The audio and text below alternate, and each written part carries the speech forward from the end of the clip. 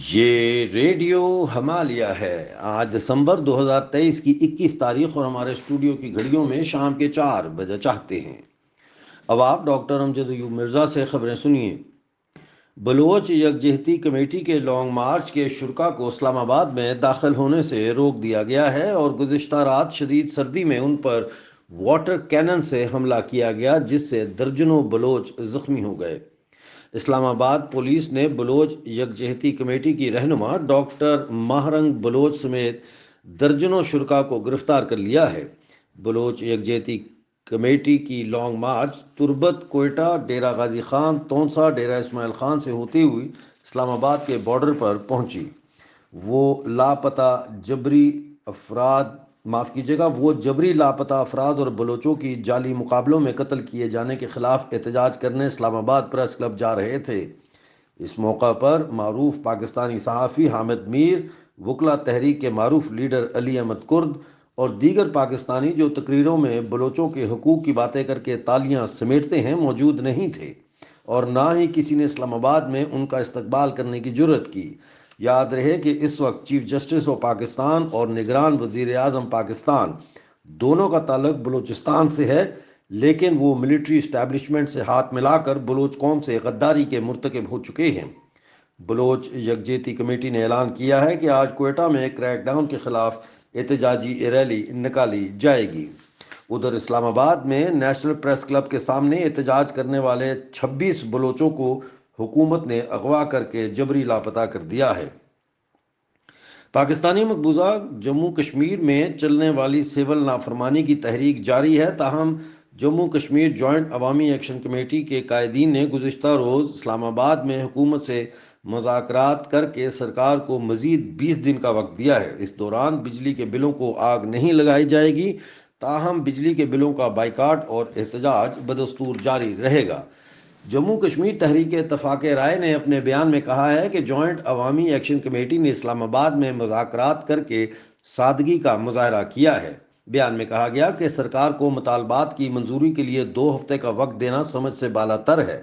31 اگست سے اب تک اسلام آباد سرکار کے پاس مطالبات کی منظوری کے لیے وقت ہی وقت تھا، لیکن 5 ماہ گزر جانے کے باوجود انہوں نے کچھ نہیں کیا۔ تحریک اتفاق رائے کے بیان میں کہا گیا ہے کہ ان 2 ہفتوں میں کچھ بھی نہیں ہوگا، البتہ سرکار جوائنٹ عوامی ایکشن کمیٹی پر مکمل کریک ڈاؤن کی تیاری ضرور کر رہی ہوگی۔ بیان میں کہا گیا کہ پاکستان نے بجلی کے بلات پر ٹیکسز IMF کی ہدایت پر لگائے ہیں، لہٰذا پاکستان ٹال مٹول کر کے تاخیری حربے استعمال کر رہا ہے۔ تحریک اتفاق رائے کے بیان میں کہا گیا کہ آزاد کشمیر میں عوامی حکومت قائم کر کے پاکستان کے ساتھ تجارتی معاہدے کیے جائیں اور پاکستان کو کم از کم 15 روپے فی یونٹ کے حساب سے بجلی فروخت کی جائے اور اس طرح زر مبادلہ جمع کیا جائے، جبکہ پورے آزاد کشمیر میں گھریلو استعمال کے لیے بجلی مفت دی جائے۔ تحریک اتفاق رائے کے بیان میں کہا گیا کہ آزادی آزادی کا نعرہ بلند کرنے والے اس وقت کیوں ہچکچاہٹ کا مظاہرہ کر رہے ہیں جب آزادی چیخ چیخ کر پکار رہی ہے کہ آؤ مجھے حاصل کر لو۔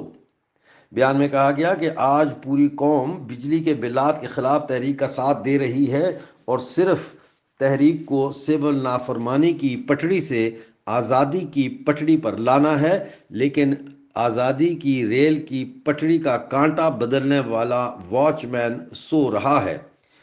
تحریک اتفاق رائے نے کہا کہ جوائنٹ عوامی ایکشن کمیٹی کانٹا بدلے۔ یاد رہے کہ جس وقت جوائنٹ عوامی ایکشن کمیٹی اسلام آباد میں سرکار سے مذاکرات کر رہی تھی، اسی وقت پاکستان نے بجلی کی فی یونٹ قیمت 1 روپیہ 15 پیسے مزید بڑھا کر عوام پر 22 ارب 99 کروڑ کا بوجھ ڈال دیا ہے۔ پاکستانی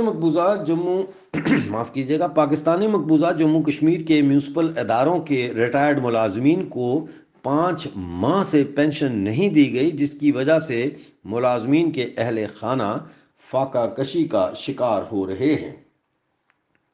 پاکستانی مقبوضہ گلگت بلتستان کے شہر گلگت میں 18 گھنٹے اور سکردو میں 22 گھنٹے روزانہ کی لوڈ شیڈنگ کی وجہ سے عوام شدید اضطراب کا شکار ہیں، جبکہ اشرافیہ کے گھروں میں 24 گھنٹے بجلی فراہم کی جا رہی ہے۔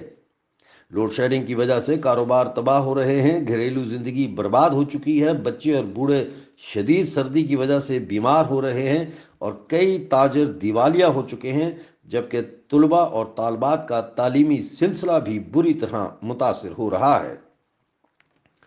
پاکستانی مقبوضہ گلگت بلتستان میں گیہوں سبسڈی کے خاتمے اور قیمتوں میں اضافہ کے خلاف گلگت بلتستان عوامی ایکشن کمیٹی نے اعلان جنگ کر دیا ہے۔ سرکار کو دی جانے والی ڈیڈ لائن ختم ہونے کے بعد آج سکردو میں یادگار چوک پر پہلا بڑا احتجاجی جلسہ منعقد ہو رہا ہے۔ بنگلہ دیش یورپی یونین کو گارمنٹس برآمد کرنے والا سب سے بڑا ملک بن گیا ہے اور چین سے بھی آگے نکل گیا ہے۔ یورپی یونین کے لیے بنگلہ دیش کی نٹ ویئر کی درآمدات دنیا کے کسی بھی ملک سے زیادہ ہیں۔ پاکستان کے سابق چیف جسٹس ثاقب نثار